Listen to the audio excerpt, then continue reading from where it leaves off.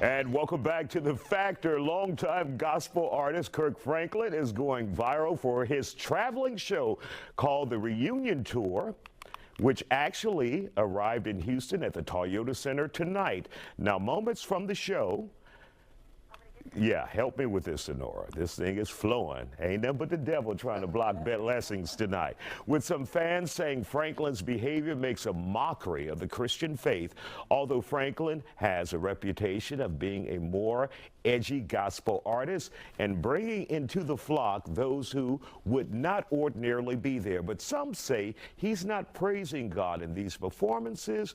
We're talking about this tonight with our guest, pastor and journalist, Dr. Ruth Olson, and CEO of Regal Media, Todd Smith. Todd, I saw your head bobbing. Kirk be jamming. I know that's incorrect English, but Kirk, I'm a fan of Kirk, and anybody who knows Kirk and has seen him live, he's an energetic brother. When I say energetic, I mean jumping on things. He actually jumped on a platform behind me when I was filming one of his shows. I was filming the choir, and if I would have turned quickly, I would have knocked him down. But that's his thing. He does have a history of getting people into the church who aren't in it. And that's key, getting people into the church. Because he was one of the first people that I ever saw a gospel video being played on MTV. So you have a lot of secular people being exposed to the gospel. He samples a lot of hip hop, he samples a lot of R&B, but he always has that message in the music. But that might get lost in translation when people are watching you gyrate on stage. But if you're bringing people into the church,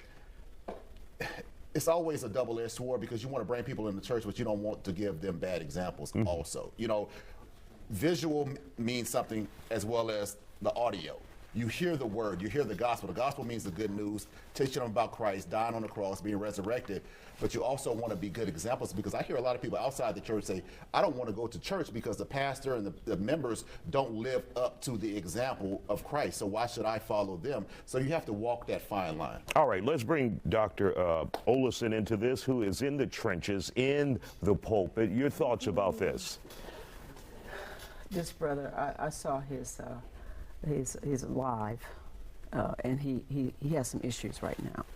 He did something where he said, "You guys are about to hack me off or tee me off." He used another word, and so he's upset about something. That's one thing. There's something going on, and he needs some help in one sense. The gyrations and the movements that he's making, way too much. That's what young people say now. You like doing too much. So he's doing too much. Yeah. And so when you see that, though, and we're showing it again right there, Dr. Ruth, if you want to see it. What is he going to do? What is that? What is he trying to do? He should have been on your earlier segment. Yes. Wow. So do you see this hurting the church or potential congregants who would come to the church?